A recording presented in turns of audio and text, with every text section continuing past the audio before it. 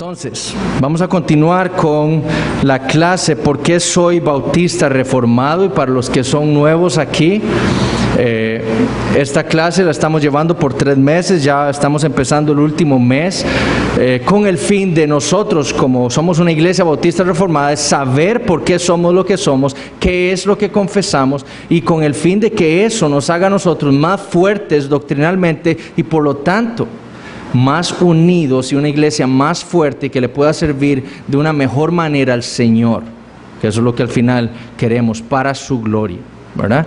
Nosotros no aprendemos doctrina ni nada por exaltarnos a nosotros, no, es porque queremos conocer más a Dios para que Él sea glorificado en medio nuestro de esta iglesia local.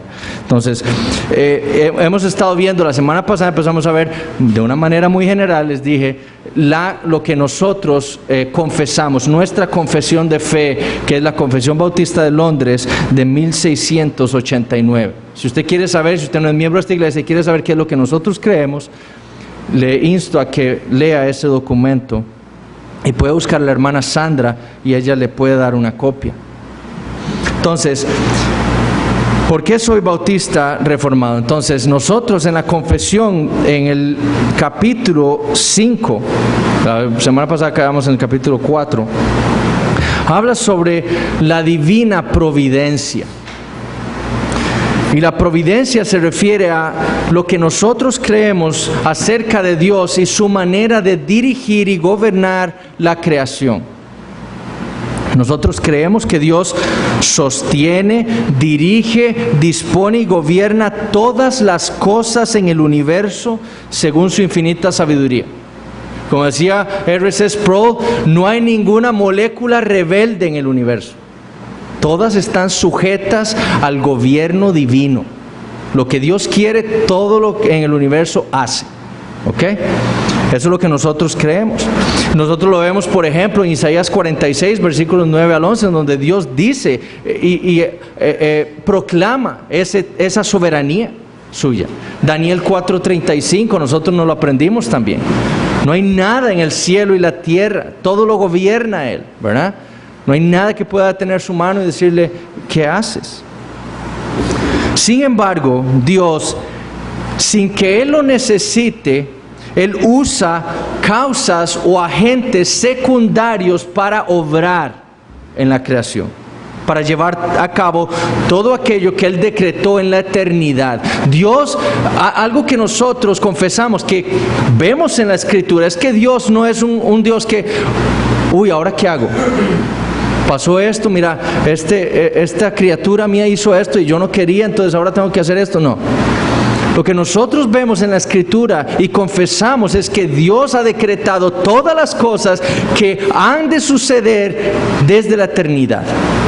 Dios no está aquí improvisando. No, Dios todo lo ha decretado desde la eternidad. Y entonces nosotros vemos cómo Dios usa agentes o causas secundarias para llevar a cabo aquello que Él decretó en la eternidad. Por ejemplo, Éxodo 21. Versículo 13 dice, hablando Dios de las leyes sobre los actos de violencia, aquellos que matan a alguien, bueno, ¿qué va a suceder? Vea lo que dice en el versículo 13 de Éxodo 21. Mas el que no pretendía herirlo, es decir, alguien llega y mata a alguien, pero no pretendía herirlo, no quería herirlo, sino que Dios lo puso en sus manos, entonces yo te señalaré el lugar al cual ha de huir. O sea, lo que está diciendo ahí Moisés es que, bueno, usted no quería matar a esa persona, pero Dios lo puso en sus manos para que usted lo matara. Dios va a proveer de un lugar a donde usted pueda huir. Dios quería matar a esa persona y lo puso en sus manos para que así ocurriera. Y Dios no necesita hacer eso, ¿verdad? Toda la creación está en las manos de Dios y Él en cualquier momento nos puede quitar nuestra existencia. Y lo más importante es esto, hermanos, la providencia de Dios se extiende desde la caída de Adán hasta el resto de los pecados de todos los hombres. Y como dijimos la semana pasada, sin ser Él el autor del pecado. El autor del pecado somos nosotros. De nuestro perverso corazón es donde nace y surge y se origina el pecado. Pero ese pecado no está fuera del control de Dios. Y en su providencia Dios usa hombres para que sus planes lleguen a cabo. Y el más claro ejemplo es el propósito de Dios en toda la creación, que era su gloria. ¿Ok? Cuando Dios creó el universo, ¿qué era lo que quería? Manifestar su gloria, manifestar su unicidad, lo único que Él es, lo separado que Él está de todo, su belleza. Y para cumplir ese propósito, por ejemplo, Él creó el universo. ¿Con qué fin? Porque la manifestación más clara de la gloria de Dios es Cristo Jesús y la cruz. Ahí es donde Dios es más claramente glorificado, donde vemos la manifestación más clara de la perfección de Dios. Ahora, ¿cómo entonces iba a venir Cristo? ¿Cómo entonces iba a ser Cristo crucificado para que entonces Él pudiera ser glorificado? Bueno, en un mundo que Él hubiera creado y que hubiera caído en pecado, y que hiciera necesaria la venida de la segunda persona de la Trinidad.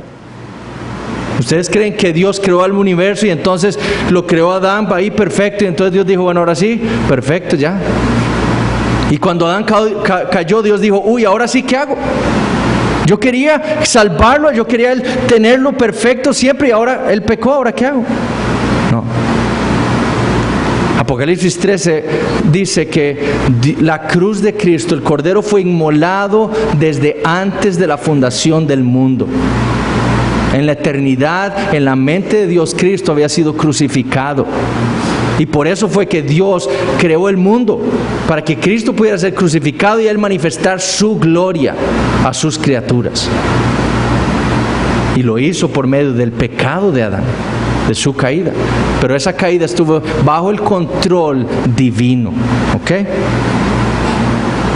El pecado más grande, como dicen los teólogos, el pecado más grande que ha podido existir sobre la tierra fue ordenado por Dios, la crucifixión de Cristo. Hechos 2. Eso fue hecho por el determinado consejo de Dios. ¿Okay? Nada está fuera del control de Dios. Y nosotros lo vemos, por ejemplo, en la vida de José. ¿Cierto? José, y uno de los hijos menores de Jacob, el hijo mimado de su padre. Sus hermanos empiezan a resentir esa preferencia que tiene su padre por él.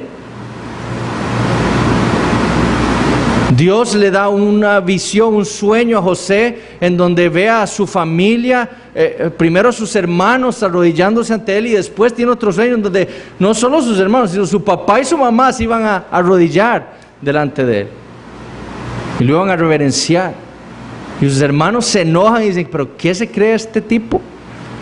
Un día sus hermanos se van a pastorear, a llevar el ganado, y Jacob dice, ¿pero por qué no vuelven? Entonces envía a José. Cuando sus hermanos de lejos ven que viene José, dice, esta es nuestra oportunidad, vamos a matarlo. Y así le decimos a nuestro padre que una fiera se lo devoró. Dios en su providencia no tenía eso para José, no lo iba a matar. Entonces viene Rubén, el hermano mayor, y le dice, ustedes están locos, si ustedes lo matan, al que me van a matar es a mí después, porque yo estoy a cargo de todos ustedes, yo soy el hermano mayor, y mi padre me va a matar a mí después. Entonces Rubén convence a sus hermanos de que no lo maten. Y entonces terminan echando primero a José en una cisterna, y después lo venden a unos ismaelitas que iban pasando por ahí. Y los ismaelitas terminan vendiendo a José a Egipto, a Potifar. Los hermanos agarran la ropa de José, la tiñen en sangre y se la llevan a su padre y le dicen que se murió.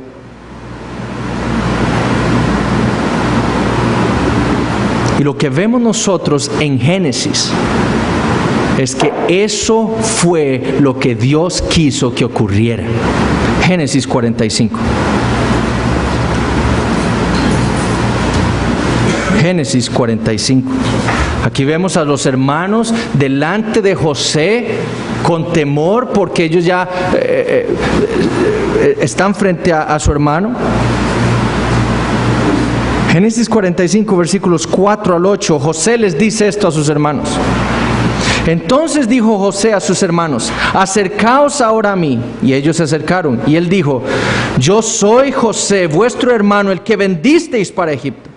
Ahora pues, no os entristezcáis, ni os pese de haberme vendido acá, porque para preservación de vida me envió Dios delante de vosotros.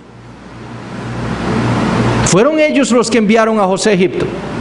No, fue Dios quien lo envió. Pues ya ha habido 2 años de hambre en medio de la tierra, y aún quedan 5 años en los cuales ni habrá arada ni siega. Y Dios me envió delante de vosotros para preservaros posteridad sobre la tierra, y para daros vida por medio de gran liberación.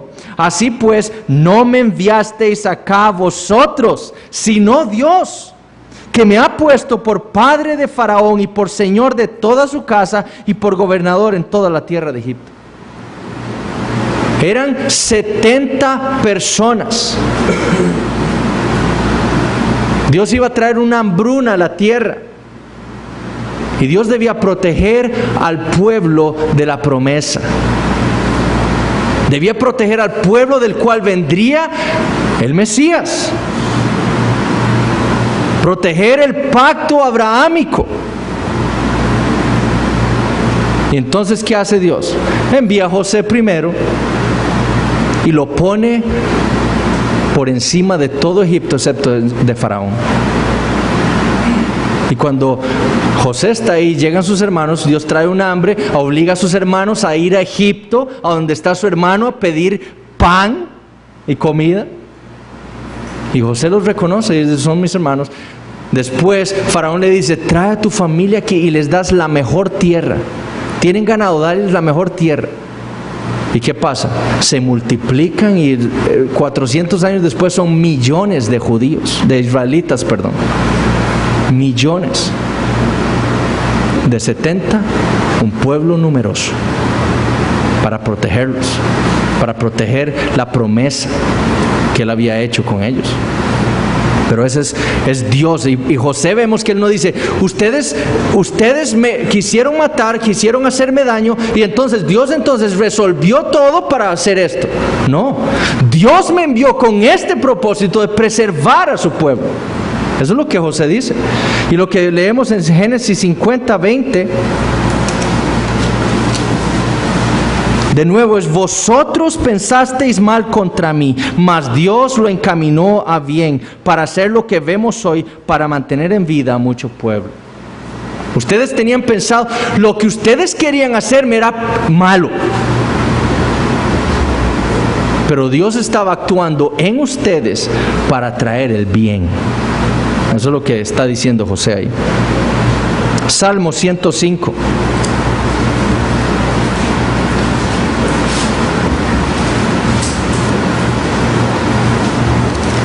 Estos 3 pasajes son una unidad en esa enseñanza de la soberanía de Dios. Salmo 105, versículos 16 al 25. Trajo hambre sobre la tierra y quebrantó todo sustento de pan. Envió un varón delante de ellos, a José, que fue vendido por siervo. Afligieron sus pies con grillos, en cárcel fue puesta su persona, hasta la hora que se cumplió su palabra. El dicho de Jehová le probó, envió el rey y le soltó, el Señor de los pueblos, y le dejó ir libre. Lo puso por señor de su casa y por gobernador de todas sus posesiones, para que reprimiera a sus grandes como él quisiese, y a sus ancianos enseñara sabiduría. Después entró Israel en Egipto, y Jacob moró en tierra de Cam, y multiplicó su pueblo en gran manera, y lo hizo más fuerte que sus enemigos. Cambió, vean, ¿quién hace todo esto?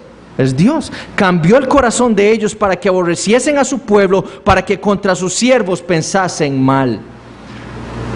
Dios ahora, después, 400 años después, Dios le dijo antes a Abraham que su pueblo iba a estar 400 años esclavo en Egipto, en una tierra en donde que no era la de ellos, pero que Dios después los iba a sacar. ¿Por qué? Porque Él iba a hacer juicio a todas las naciones pecadoras, impías, gentiles.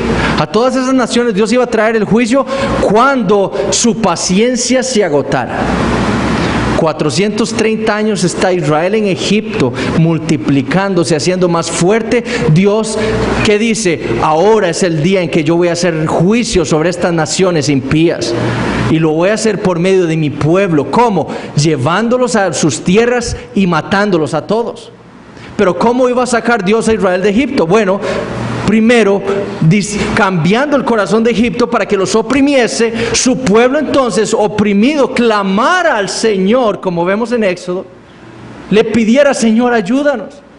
El Señor responde la oración de su pueblo, los saca de Egipto y cumple todo lo que tenía pensado. Ese es un Dios soberano.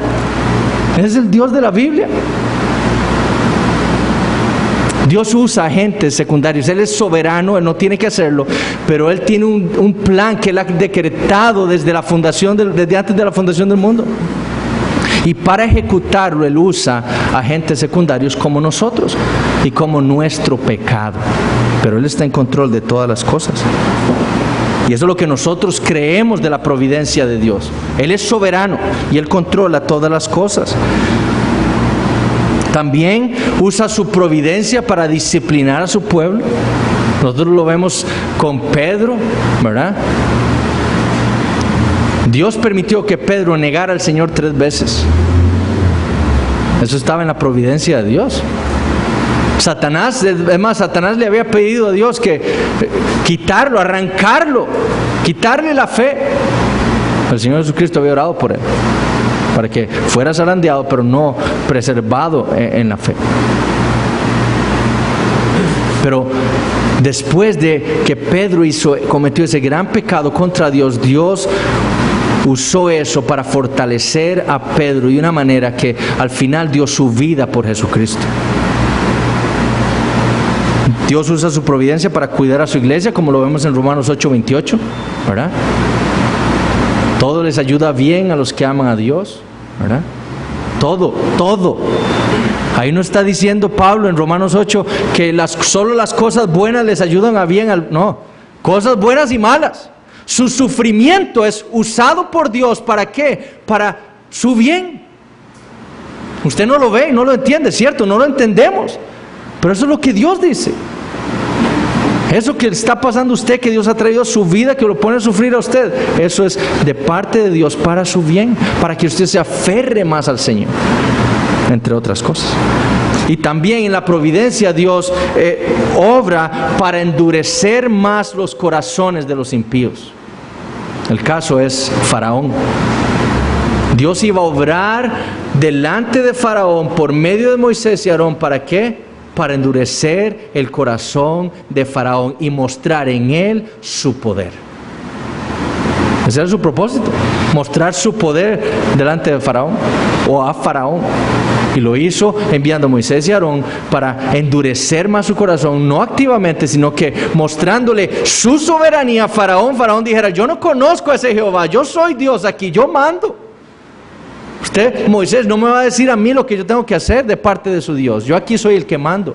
Y cada vez endurecía más y más su corazón, hasta que Dios lo destruyó por completo y le demostró que Él era Dios. De hecho, si ustedes leen las plagas, todas esas plagas es Dios diciéndole a Egipto, ese Dios, las plagas de las ranas, ellos tenían un Dios que era una rana. Ese Dios suyo no es nada comparado a mí. Aquí el que controla esas ranas soy yo. Las langostas es otro Dios egipcio. Ese Dios, vea, órenle. Aquí el que manda soy yo, y yo paro esta plaga cuando yo quiero. Yo soy Dios. Y vean que Faraón le pedía a Moisés: órele para que quite esto. Porque al final Faraón sabía que era el Dios de Moisés, el Dios verdadero. Y así con todas las plagas, Dios estaba demostrando a Egipto: yo soy el único Dios. Esos dioses que ustedes tienen son falsos. Yo soy el único Dios verdadero. ¿Qué creemos nosotros de la caída? Entonces, eso es lo que nosotros confesamos, lo que la confesión resume de lo que nosotros creemos, dice la Biblia, de la providencia divina. Y ustedes estudian la confesión, van a ver el montón de pasajes que tienen para justificar lo que la confesión dice. ¿Qué creemos nosotros de la caída? Bueno, creemos que Dios creó a Adán perfecto.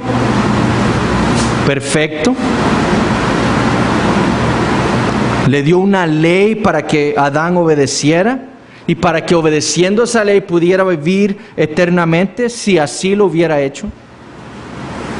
Pero el hombre, creemos que dice la Biblia claramente, fue engañado por Satanás y de su propia voluntad decidió desobedecer a Dios. Y eso lo vamos a ver ahora que veamos lo que la confesión dice del libre albedrío. De la propia voluntad de Adán, él se rebeló contra Dios. Dios había puesto a Adán como la cabeza federal o el representante de toda la humanidad. Y lo que le ocurrió a Adán le ocurrió a toda su posteridad. Cuando Adán cayó, toda su descendencia cayó con él. Y su caída, como dice Romanos 5, trajo muerte a todos. Ese es el pasaje más claro de la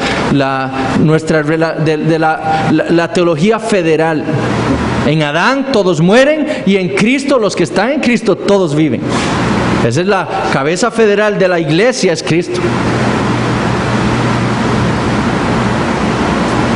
Y nosotros creemos que ese pecado original fue traspasado a su posteridad, a su descendencia, porque la Biblia afirma que todos los hombres están bajo pecado, son hijos de ira, como dice Efesios 2:3, desde su concepción.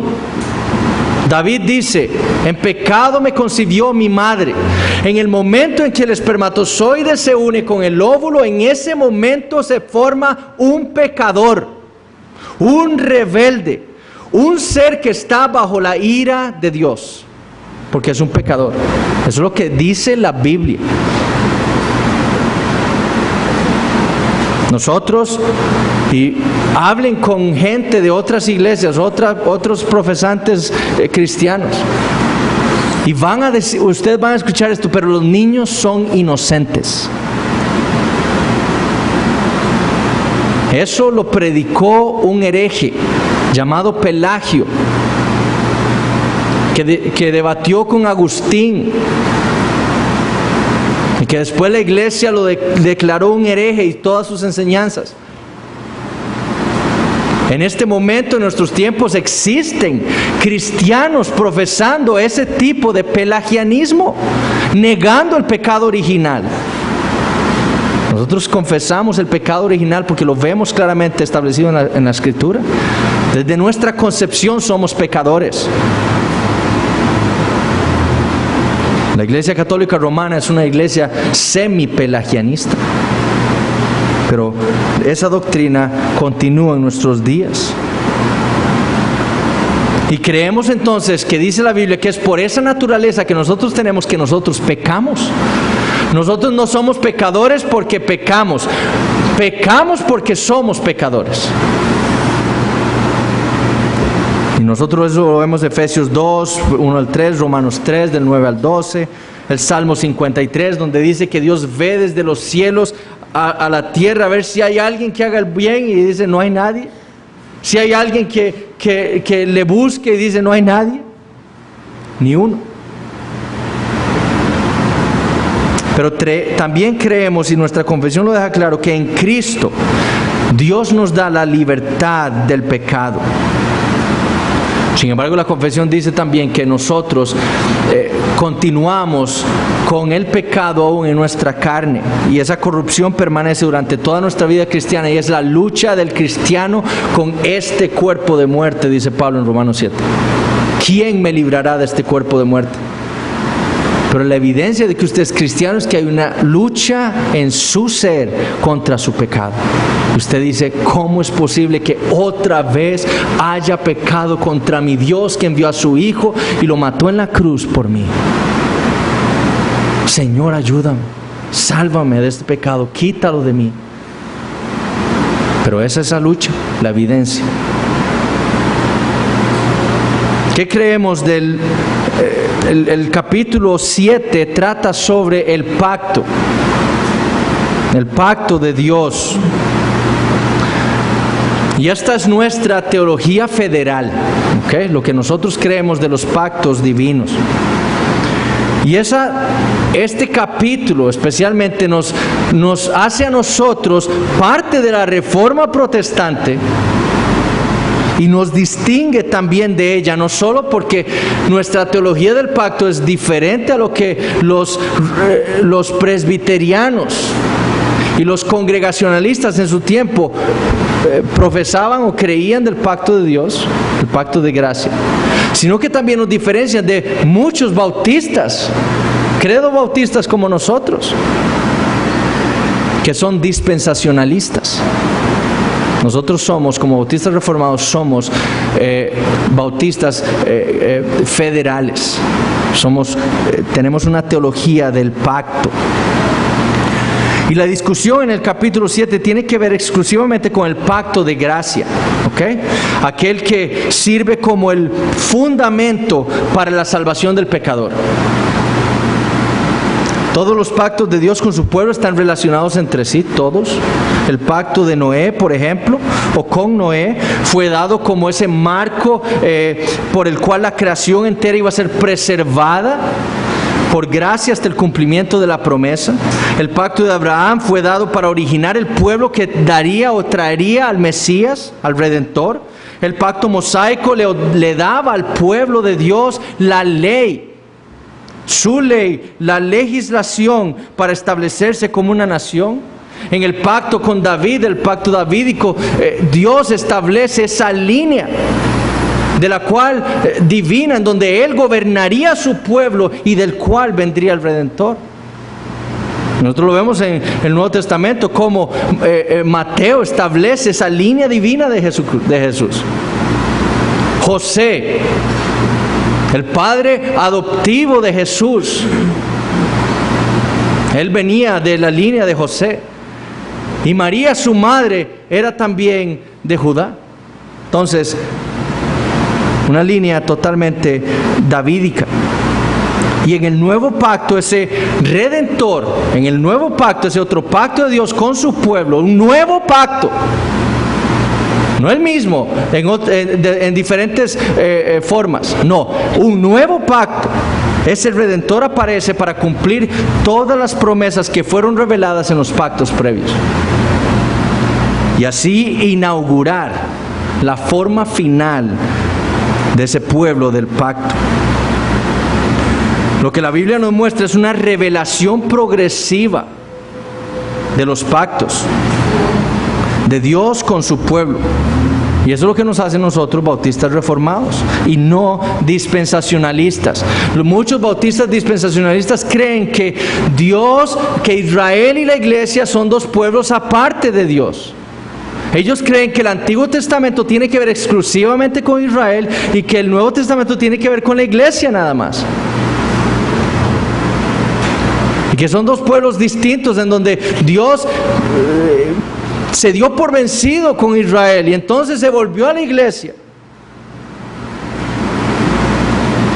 Para Israel la ley, para la iglesia el evangelio. Nuestra teología del pacto nos dice a nosotros que Dios predicó el evangelio desde el principio. En Génesis 3, a Adán y a Eva. Y ese es el mensaje que Él ha usado desde el principio para rescatar a todo su pueblo. Ese pueblo del pacto. Pero ese pueblo del pacto y ese nuevo pacto iba a ser revelado progresivamente a lo largo de la historia de la redención. Ahora, ese tema vamos a tratarlo en las semanas que vienen, específicamente con nuestra teología federal. Ahora, quiero nada más hacer algunas observaciones. Las diferencias entre nuestra confesión y la confesión de fe de Westminster son evidentes. Nuestro capítulo 7 tiene nada más 3 párrafos. Westminster tiene 6. Y nuestro la manera en que nosotros vemos ese pacto de gracia es totalmente distinta a la de los presbiterianos. Segundo, nuestra confesión desea mostrar 3 aspectos de ese pacto de gracia. ¿Vean la diferencia ahí?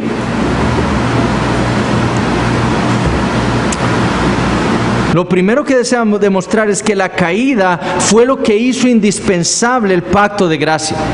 Fue la caída. Sin ese pacto, como afirma nuestra confesión y por lo que expresamente enseña la Biblia, ningún pecador podría haber sido salvo. Nadie puede ser salvo fuera del pacto de gracia con Dios, con su pueblo. Nadie. Y eso es lo que la confesión dice. Estos nunca podrían haber logrado la recompensa de vida a no ser por alguna condescendencia voluntaria por parte de Dios, es decir, en su pacto. Segundo, lo que afirma la Biblia, que es lo que nosotros confesamos, es que ese pacto fue hecho exclusivamente con su pueblo. Es decir, Dios no hizo un pacto con toda la humanidad y le dijo, voy a salvarlos a todos. No, porque si no, todos serían salvos. Porque si Dios hace un pacto de salvar a toda la humanidad y no lo logra, entonces no es Dios. Porque Dios todo lo puede. Ese es el Dios de la Biblia, por lo menos. Dios hizo su pacto, ese pacto de gracia, exclusivamente con su pueblo. Dios no hizo un pacto general con pecadores, ni con impíos, ni con incrédulos, con su pueblo, para salvar a todos aquellos que, como dice la confesión, son ordenados para vida eterna, es decir, a los elegidos de Dios. Y lo hace por medio de la fe en Él, habiendo escuchado antes el ofrecimiento gratuito del Evangelio. Eso es lo que dice es el párrafo 2. Dios nos salva a aquellos, a los elegidos con los cuales Él ha hecho un pacto desde la eternidad de gracia para salvarnos, y lo hace por medio de la fe, habiendo escuchado, habiéndoles llevado antes ese ofrecimiento gratuito del Evangelio.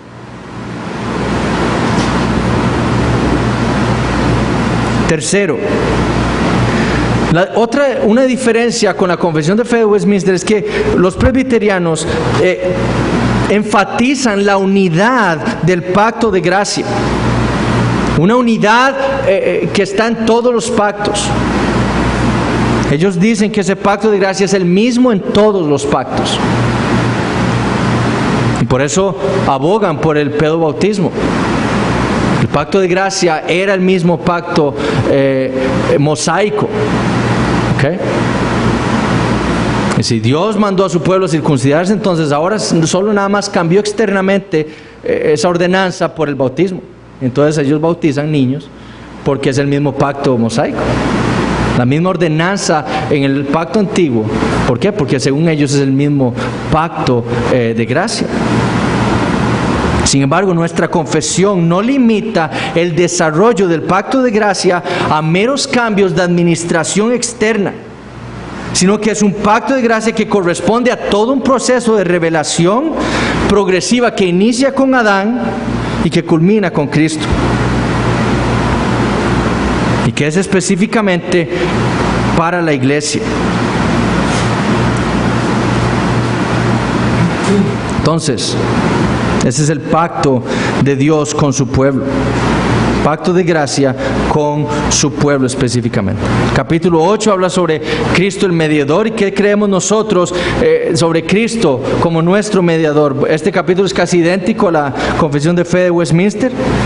Y las diferencias corresponden a algunas expansiones para hacer más claro lo que se afirmaba en la Confesión de Fe de Westminster. Por ejemplo, cuando habla sobre cómo fue Jesús engendrado en María, ahí nuestra confesión expande un poquito más. Y segundo, los dos últimos párrafos de nuestra confesión que no están en Westminster y vienen de la primera confesión bautista de Londres. Entonces, solo en eso son diferentes, pero son meras expansiones diciendo lo mismo. ¿Qué es lo que nosotros confesamos acerca de Cristo como nuestro mediador? Bueno, que Cristo es el único mediador posible entre Dios y los hombres. Él es el profeta, Él es el sacerdote y Él es el rey de su pueblo. El mediador, el único que necesitamos. Nuestra confesión afirma que la Biblia dice que Él es enteramente Dios. La confesión dice: el resplandor de la gloria del Padre, consustancial con aquel e igual a Él, que hizo el mundo y que sostiene y gobierna todas las cosas que ha hecho. Ese es Jesús. Tercero, afirma que Cristo es enteramente hombre. Nuestra confesión dice: siendo concebido por el Espíritu Santo en el vientre de la Virgen María, al venir sobre ella el Espíritu Santo y cubrirle al Altísimo con su sombra.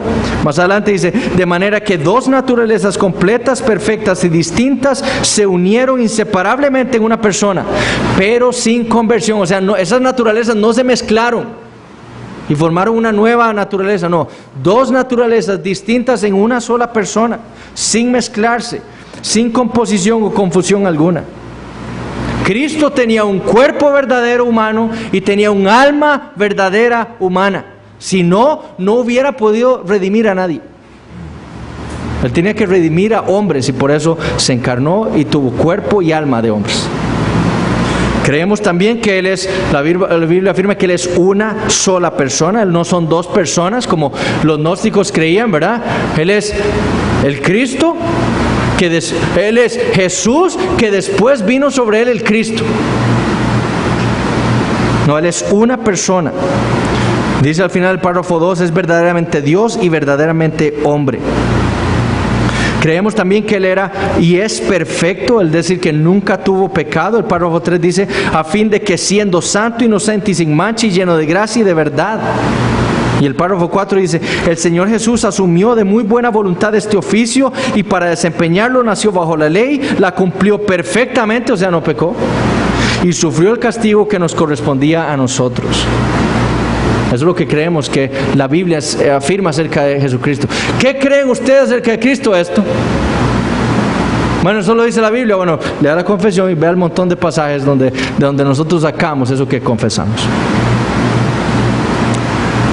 ¿Qué creemos acerca del libre albedrío?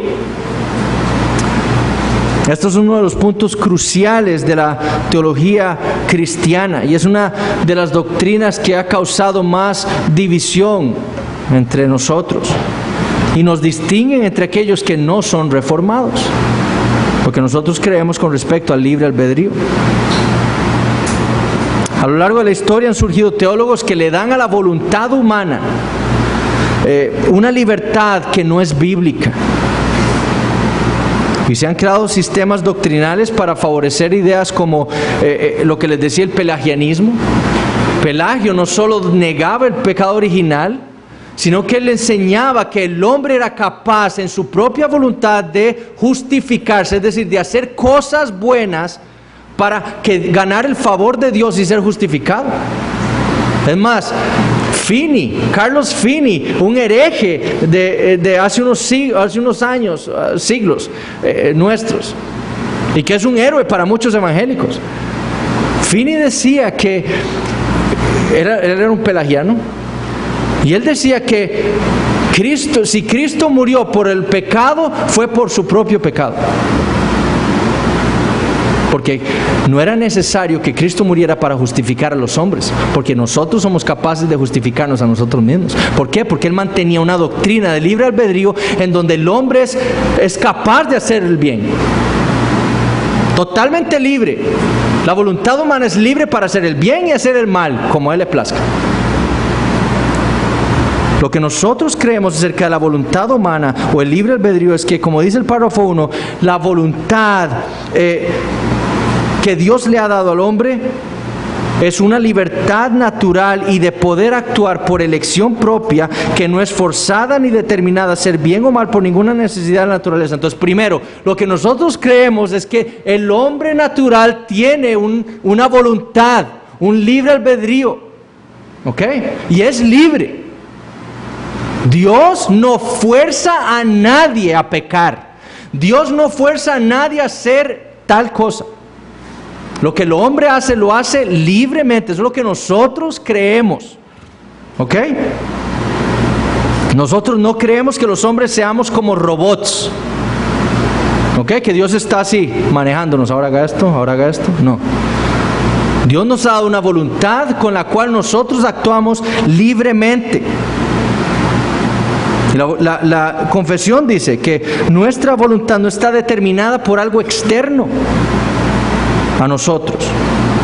Y por lo tanto eso nos hace responsables.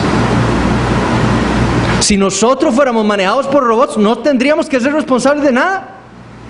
Pero es porque somos libres de hacer lo que queremos, que somos responsables y delante de Dios. ¿Ok? Ahora, nuestra confesión y nosotros creemos que la Biblia afirma que esa voluntad no es de todo libre, ¿cierto? Porque ¿quién es libre de Dios primero? ¿Cierto? O sea, nadie puede ser libre de Dios. Esa libertad que le dan muchos a la humanidad, a la voluntad del hombre, no es bíblica.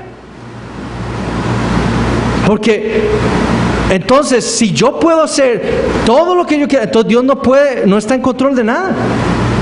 Dios depende de lo que hagan sus criaturas. Eso no es bíblico. El Dios de la Biblia está en control de todo, ¿verdad? Entonces, nuestra libertad es libre, pero no es libre totalmente. ¿Por qué? Porque depende de un Dios soberano. ¿Ok? Está sujeta a la voluntad divina. Ahora, habiendo el hombre caído en pecado y entonces todo nuestro ser, incluida nuestra voluntad, corrompida por el pecado, entonces dice el párrafo 3, el hombre está enteramente opuesto a ese bien y muerto en el pecado no puede por sus propias fuerzas convertirse a sí mismo o prepararse para ello. Como nosotros caímos en pecado en Adán, nuestra cabeza federal, entonces todo nuestro ser, nuestra mente, nuestro cuerpo, nuestra voluntad están caídos, están bajo la esclavitud del pecado. La voluntad no es una facultad que toma nuestras decisiones, ¿cierto? ¿Quién es el que toma las decisiones que yo hago? Eduardo Flores. ¿Y dónde está mi personalidad entera? En mi mente, en mi corazón, dice la Biblia. Pero nosotros tenemos la otra voluntad controladora, que es nuestra ayudador, nosotros es una tentación, porque digamos dice que de esta manera nos ayuda mucho que pueda subir para todo aquel que no se tiene. Ya vamos a llegar ahí. ¿Ok? Entonces, estamos hablando de lo que creemos acerca de la caída, el libre albedrío. ¿Ok? Entonces, lo que pasa, el hombre natural, ¿ok? El hombre natural no es totalmente libre. Su voluntad está totalmente corrompida por el pecado. ¿Ok? Es decir, mi voluntad no decide, ¿cierto? Quien decide es mi mente. Y si mi mente está corrompida por el pecado, entonces, ¿qué le va a decir a mi voluntad que haga? Que peque. Jonathan Edwards, un teólogo del siglo XVIII, siempre se me confunden en los años, siglo XVIII, él usaba esta ilustración. Usted tiene un león y le pone un bistec de este tamaño en un lado y le pone un zacate del otro lado. ¿Qué va a escoger el león? El bistec. ¿Por qué? Porque esa es su naturaleza. Si usted le pone a un hombre el bien y le pone a un hombre el pecado de un lado en su condición natural, ¿qué va a escoger el hombre por naturaleza? El pecado. Y hacia allá se dirige su voluntad. ¿Por qué? Porque su mente está corrompida. ¿Entienden? Entonces, lo que el hombre natural decide hacer siempre va a ser el mal. Por eso Dios dice, Él ve desde los cielos y dice, ¿hay alguien que haga lo bueno? No hay nadie, ni siquiera uno. Porque todos los hombres están bajo el pecado, bajo la esclavitud del pecado, ¿verdad? Es por eso que nosotros rechazamos que el hombre en su condición natural, no estamos hablando de los redimidos, ¿ok? Porque como dice la hermana, ciertamente Dios lo que hace y lo que dice la confesión es que Dios nos salva y lo que hace es libertar esa voluntad. ¿Por qué? Porque nos transforma y nos hace nuevas criaturas y nos da un nuevo corazón. Ya no, ese corazón de piedra malo que dirige nuestra voluntad hacia el mal, ya no lo tenemos. Ahora tenemos un nuevo corazón, una nueva mente que nos dirige, que dirige nuestra voluntad. ¿Para qué? Para que hagamos el bien. Pero igual moramos con esta carne que lucha y a veces nos hace caer, ¿verdad? Pero eso es lo que creemos. Pero en su condición original, los hombres no pueden escoger el bien, no pueden arrepentirse, no pueden creer, porque están corrompidos por el pecado, por causa de la depravación de su mente. ¿Ok? Y en la salvación, como les dije, lo que hace Dios es libertar esa voluntad nuestra. ¿Cómo? Dándonos un nuevo corazón. ¿Ok? ¿Qué creemos nosotros del llamamiento eficaz?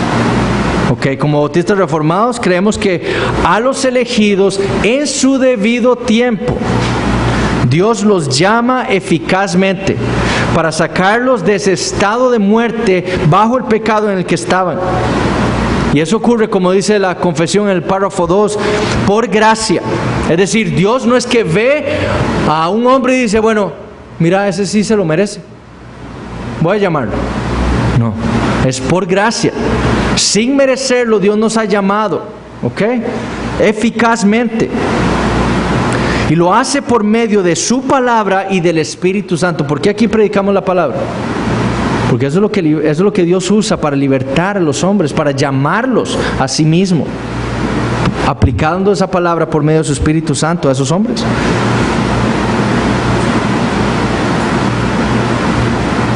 Ahora, no quiero entrar mucho en esto, pero la confesión habla sobre un tema que la Biblia es, podemos decir así, silenciosa, pero que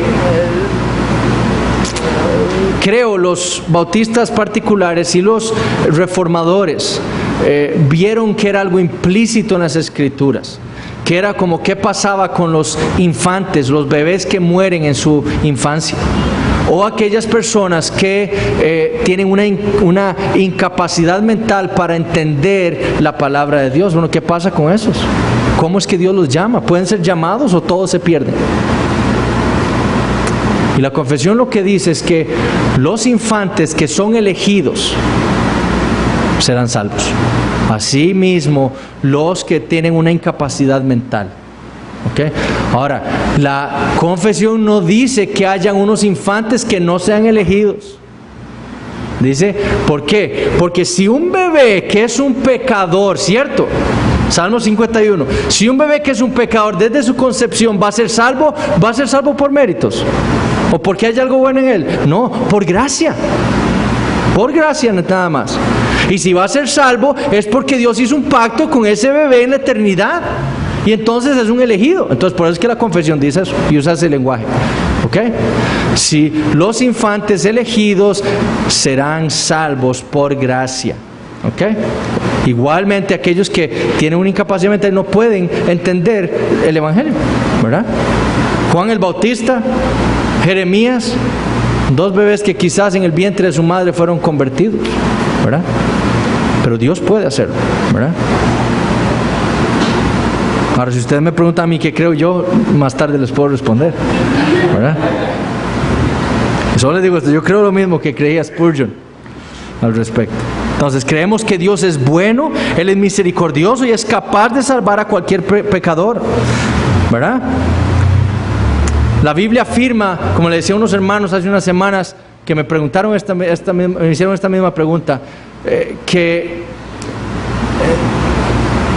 los pecados de un niño que no entiende, que no tiene esa capacidad mental, son pecados delante de Dios, pero son distintos al de un adulto que entiende. ¿Y saben de dónde sacó eso yo? Romanos 5. Porque Pablo dice, hace una diferencia entre aquellos que pecaron sin la ley y aquellos que pecaron como Adán. ¿Cómo pecó Adán?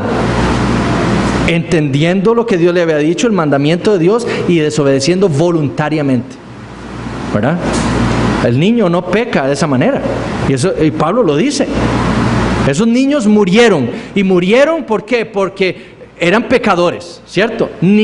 O sea, no estoy hablando de que se fueron al infierno, estoy diciendo que murieron. La muerte de cualquier hombre es evidencia que somos pecadores. Si una persona no es un pecador, no tiene por qué morir, ¿verdad? Entonces el niño muere, y los niños mueren todos los días en el mundo. ¿Por qué? Porque son pecadores. Mueren, una muerte física, ¿verdad? Pero no pecan de una manera similar a la de Adán. Adán pecó voluntariamente, ¿verdad? Entonces, si Dios va a salvar a esos niños, lo hará por gracia, habiéndolos, como dice la confesión, elegido para regenerarlos y salvarlos por Cristo por medio de su Espíritu Santo. Entonces, eso es lo que nosotros creemos con respecto al llamamiento eficaz.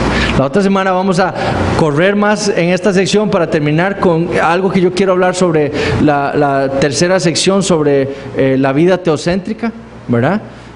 ¿Por qué hacemos nosotros esto que hacemos aquí todos los domingos? ¿Verdad? Es importante para que nosotros entendamos, y para que las visitas también vean lo que nosotros, para después entrar en la teología, nuestra teología del pacto y el bautismo.